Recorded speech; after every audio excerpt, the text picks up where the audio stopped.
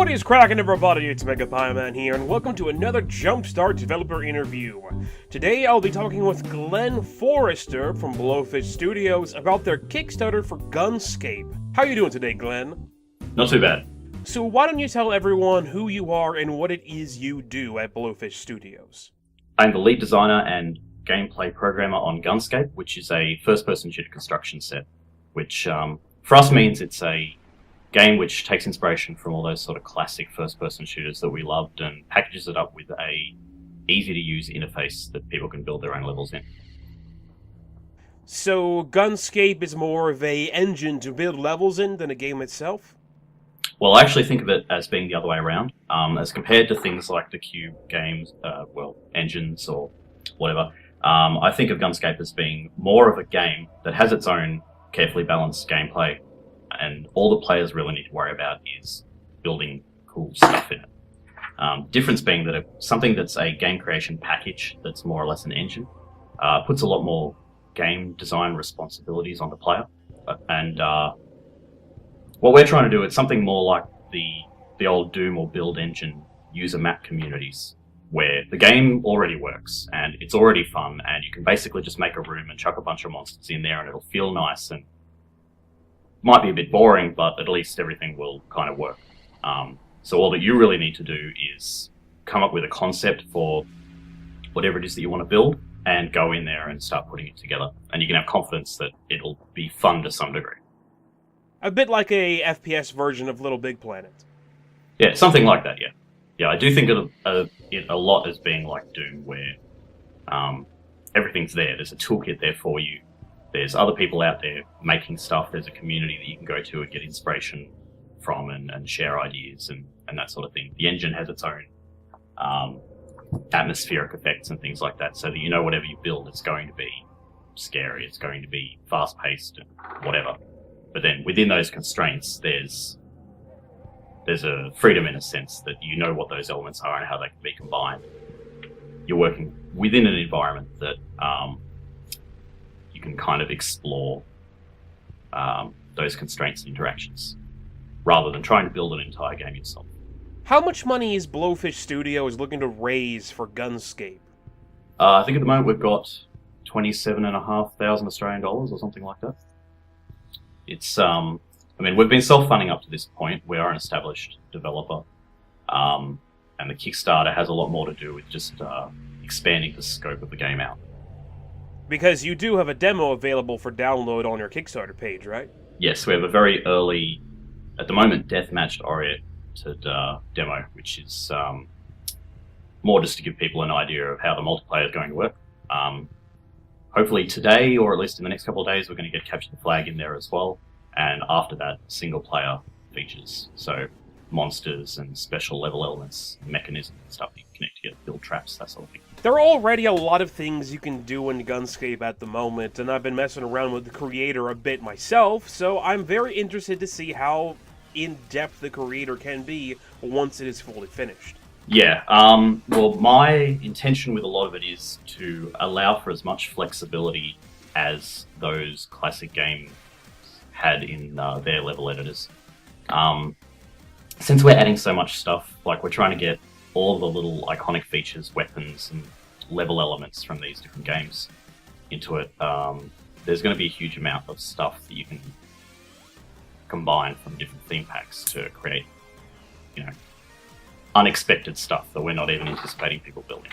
I think there's already been a little bit of that already. People have figured out how to build elevators out of these jump boost ramp things, like one-way doors, that sort of thing. You talked a bit about theme packs. About how many theme packs are currently in the game, and about how many are you planning to have for the full release? Oh, there's a lot. I've actually got the document open at the moment. I think there's at least a dozen on our current to-do list. I think there's maybe one or two almost complete packs in there, with the exception of the single-player features. We'll go into them later. And there might be 2 or 3 others that have just got a couple of things, which were pretty much just what was in the project when we put the demo together. But we don't have any particular number in mind as to where we want to stop. As long as the game is supporting itself, we'd like to keep developing new theme packs. You've shown some of them off already on the Kickstarter page, such as the theme packs based around games like Quake and BioShock. What other games have inspired theme packs for GunScape? Sure. Well, the Tremor pack that's in there as well at the moment is obviously based on Quake, and then we've got a Heretic or Hexen pack that's coming up, and the idea is that between those two, because the Heretic one's going to have a lot more like diabolic elements, you ought to combine those and get something sort of doomy. There's a Wolfenstein 3D one in the game at the moment. There's a Turok-inspired one that'll be in there pretty soon. Halo's currently underway. That particular one, I think, is going to take a couple of things from the Marathon series as well. Although we do want to do a dedicated Marathon pack at some point as well. Let's see what else. Tron, Alien vs Predator, Unreal Tournament, GoldenEye 64, Portal, Thief, and Assassin's Creed is kind of listed on the ideas for that pack too, although I think it's leaning a lot more towards Thief stuff at the moment. And I think in the game at the moment there's part of a Siegecraft pack, which is based on one of our mobile games. Has Blowfish had to worry about any copyright stuff, considering much of your content is very much inspired by already existing games or franchises? Well, as far as gameplay components go, we're pretty much in the clear. I do think that we are definitely firmly in the realm of inspiration rather than taking anything directly from these games. There's not very much. I mean, the Quake packs weapons are probably the closest ones that we have to the original game's weapons. For most of the weapons and the other packs that are planned, they do tend to stray or combine ideas from a couple of different weapons into one weapon, that sort of thing. And of course, all of the assets, textures, and music and everything like that are all really original. Right. You mentioned a bit about the weapons, and just like the theme packs or textures and such, the weapons are inspired by other games as well, such as the rocket launcher being inspired from Quake. What are all of the different weapons that are currently in the game, as well as ones you're planning on adding on later? Sure, yeah. I mean, the idea with the weapons is that they are all going to be based, well, for the most part, on these iconic weapons that everyone can kind of call to mind when you're thinking about one of those games. So Quake ones are pretty obvious. Those are in there kind of along with the BioShock ones to be the boring set. We need some workhorse weapons in there at the beginning to give people something to work with rather than just having all these crazy special things from later packs when they're building their early levels. So in the game at the moment, the Quake-inspired set has got a BFG-inspired gun, something based on the railgun, rocket launcher, and super shotgun. BioShock set has got something based on the drill arm from BioShock, which is a concrete cutter in this case.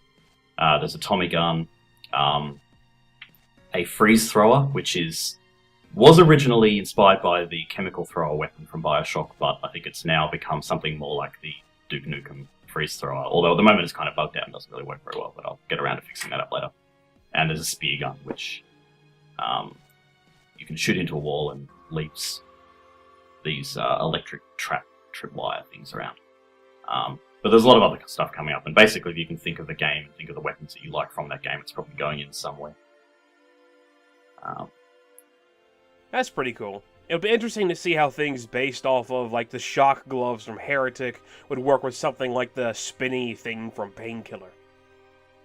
Yeah, they have all been selected to work with one another. So within a particular theme pack, the way that the weapons work may be intended to promote some style of gameplay inspired by that game. So, for example, the GoldenEye pack has got a couple of explosive weapons, and those will both have those long duration persistent explosions that kind of characterize GoldenEye 64. But at the same time, the weapons between packs are kind of meant to complement one another, so there shouldn't be anything redundant. You know, we don't have multiple shotguns that all work the same way. And where there are wacky weapons, sometimes they've been toned down or modified a little bit to play better with the other set. The thing that I really like about the theme packs is that you can use them all together. I mean, currently I'm working on a map that uses both a Team Fortress 2 inspired theme pack and a BioShock inspired theme pack. Even though you can mix and match, have you guys thought about modding and letting people make their own textures or weapons for the game? Well, if we do get onto Steam, I definitely want to have Steam Workshop support.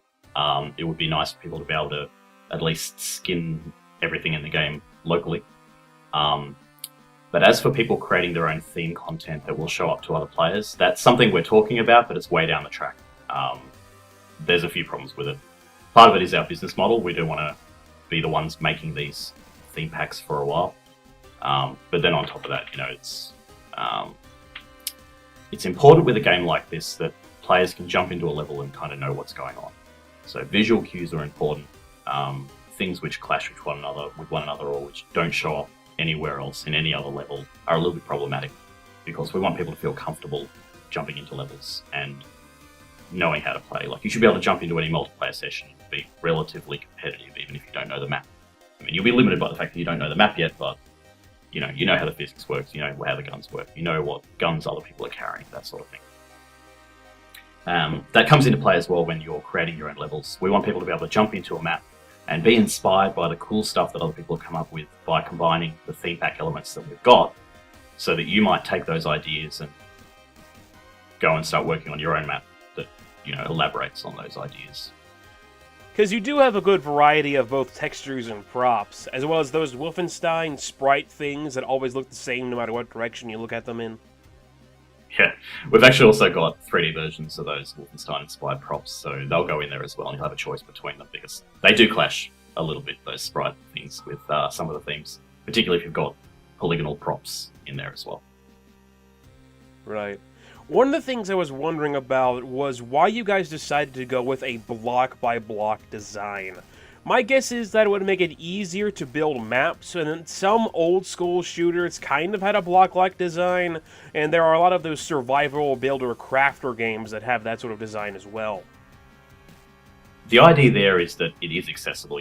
Everyone has played Minecraft, and there are other things out there. At the high end, if you're a computer programmer, you can build your own games. You can use something like Unity, you can build everything from the ground up. If you're a bit more intermediate, you can use one of those game creation engines. If you're that sort of level or more particularly interested in a particular game, you can, use a level editor for some of these classic games. They're still around, they still have big communities, and people will be very happy to see what you come up with. But we are trying to bring that kind of fun to people who otherwise wouldn't be interested in that sort of thing. And for me personally, I can make my own games. I probably wouldn't use an intermediate tool, but I can definitely see myself just dicking around with friends in co-op map building stuff Minecraft style, because I do enjoy, first-person shooters, and I'm more inclined to do that than play Minecraft at this point, just because I play so much Minecraft. Now, you did mention co-op, so there is a function where multiple people can work on the same map at one time. Yep. How exactly will that work? I remember in a game like Little Big Planet, they had something like that where a person would host a level and everyone else would have to ask permission before they could really do anything that would be permanent, or before they delete something. Is GunScape going to have a system similar to that? Yeah, that is how it's intended to work. A creative session does belong to the person who started the map, and they are the host, and we will be providing more tools in the future for control over what other people are doing in your map. But yeah, at the moment they can just come in and delete whatever, but you're not going to click save, so you can always roll back to an early version. Because you can save multiple versions in your save file. Sort of. I'm actually not completely clear on how that level saving stuff works at the moment. It's very alpha at this point. That's understandable. That's understandable. So, yeah, it has been changing a lot lately, and the version that I've got in front of me is different from what's out there at the moment too. So, but yeah, nothing is saved, nothing is permanent until you do click save, and even then, I think nothing actually appears publicly until you click publish. So, people mess up your map, you just don't save. That's it. But better tools will be coming soon, hopefully.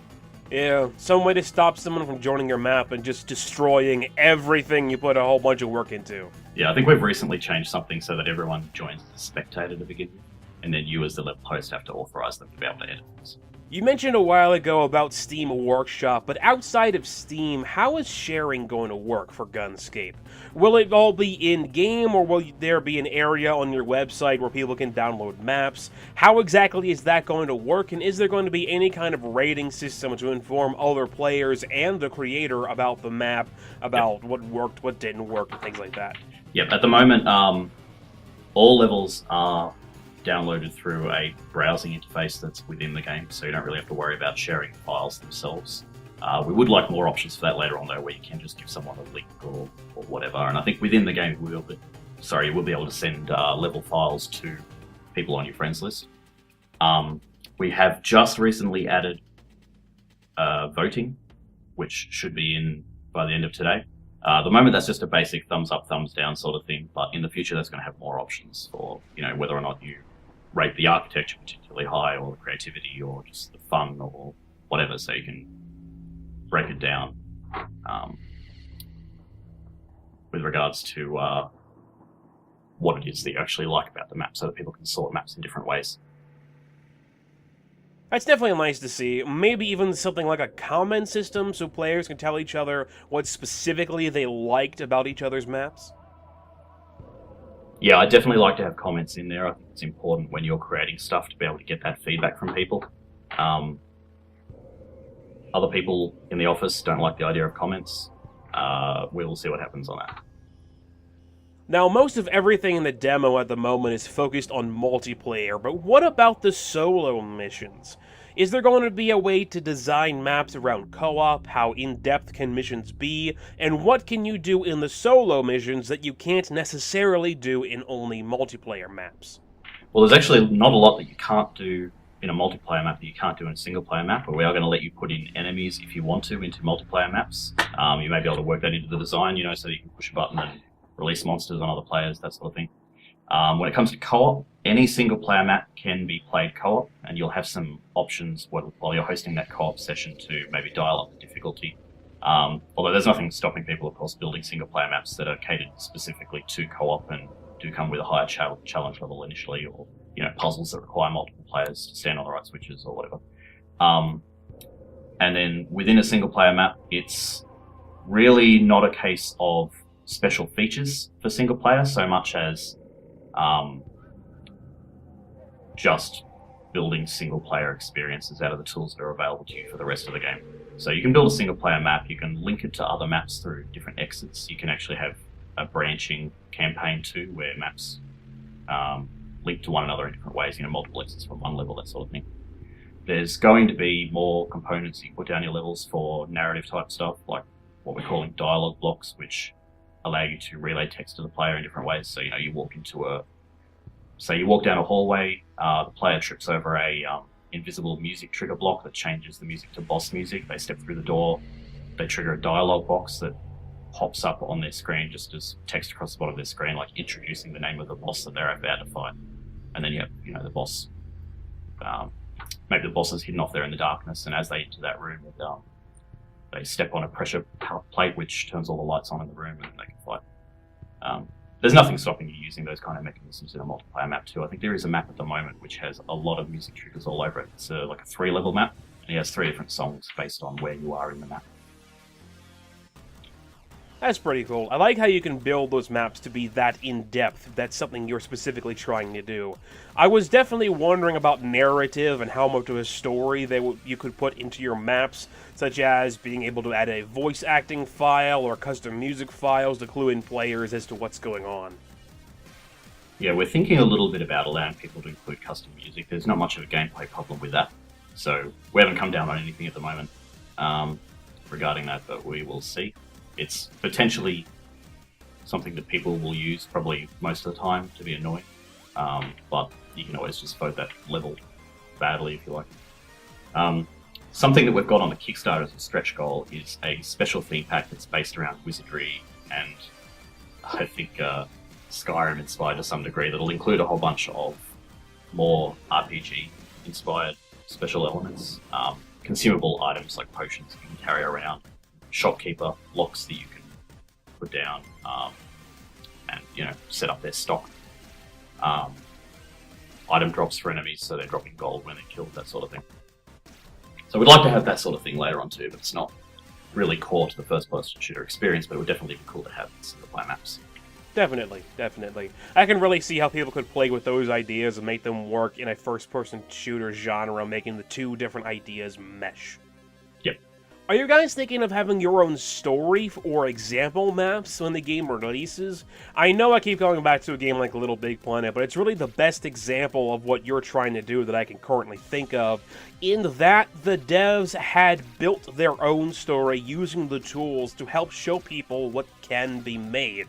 Are you planning on doing something like that as well, or are you going to let the community experiment and figure things out from something like a tutorial videos or something similar to that?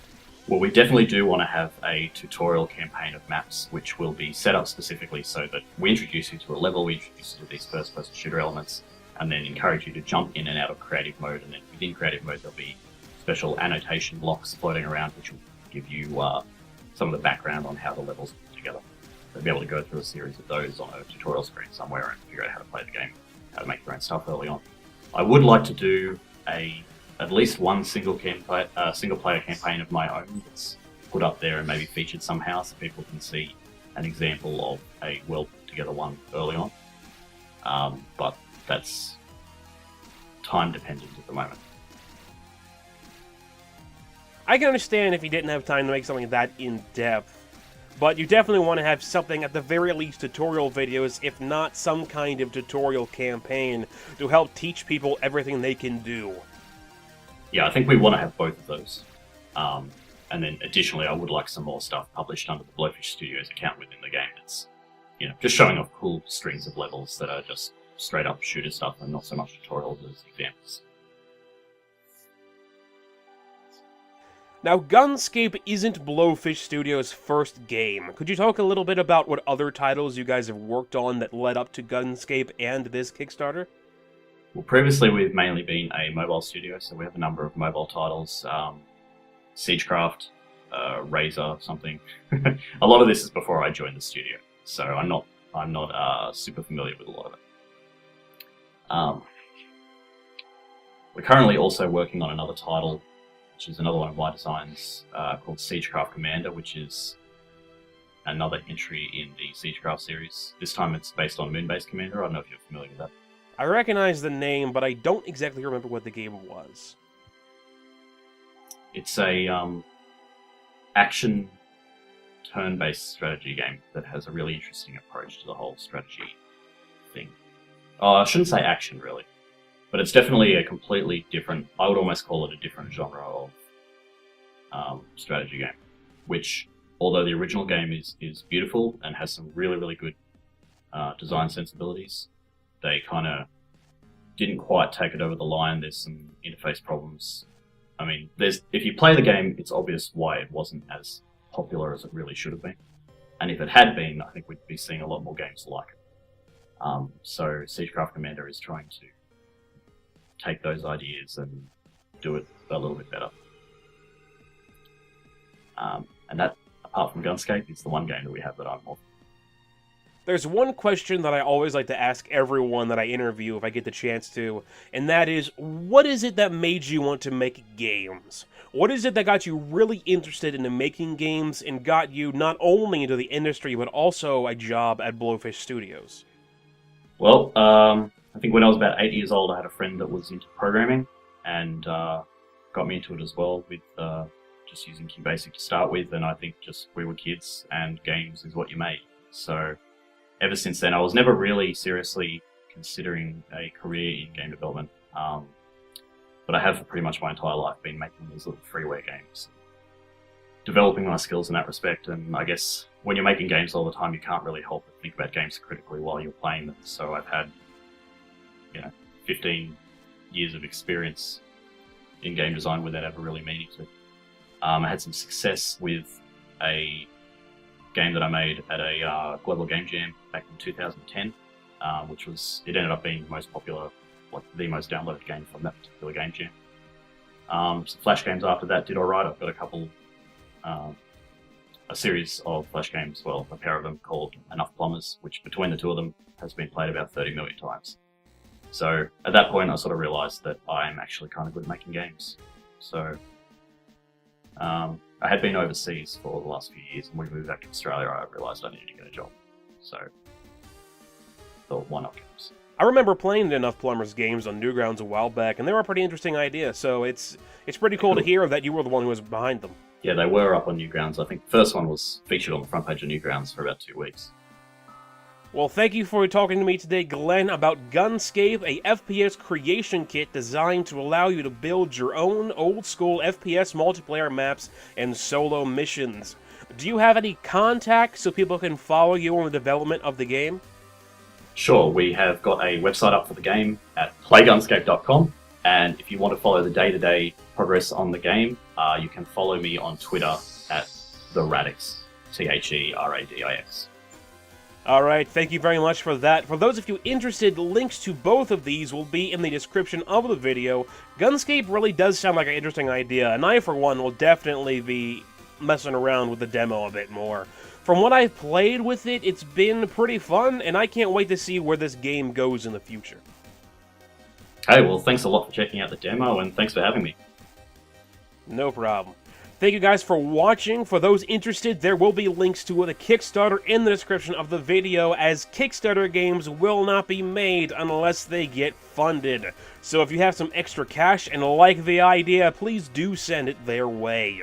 Thank you again, Glenn, for talking to me today about GunScape, a FPS creation kit by Blowfish Studios that's looking to raise $27,000. I've been MegapieMan, and I will talk to you guys later.